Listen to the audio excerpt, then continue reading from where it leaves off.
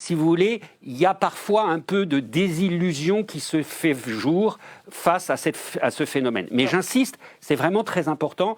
La mobilisation de l'opinion fait qu'aujourd'hui, on ne peut plus se réclamer, comme c'était le cas jusque dans les années 80, je suis le copain du boss ou autre. Ça a changé. Je suis d'accord, il faut avoir un esprit critique sur ces instruments. En même temps, la commission crime du Parlement européen s'est réunie en 2013 et aujourd'hui, toutes les directives européennes disent en gros, vous devez faire comme l'Italie.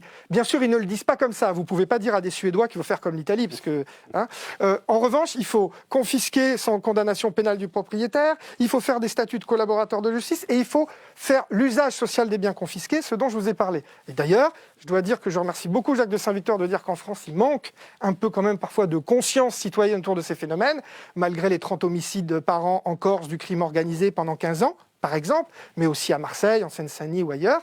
Or, cela fait 10 ans qu'avec l'association Crimal, qui est issue d'un autre projet européen, nous faisons de la sensibilisation puis du plaidoyer pour avoir la même loi en France. Et je vous annonce qu'on l'avait déjà obtenue une première fois, retoquée par le Conseil constitutionnel, qu'on vient de l'obtenir une deuxième fois dans la loi financement des associations de la loi El Haïry, votée à l'unanimité. On n'attend plus qu'un vote conforme du Sénat qui a été mis sous cloche depuis la crise sanitaire. On a de grandes chances d'arriver à faire en France ce qu'on fait en Italie, qui reste une révolution sur des territoires, mais qui n'enlève pas les opportunités économiques qu'ont les acteurs criminels.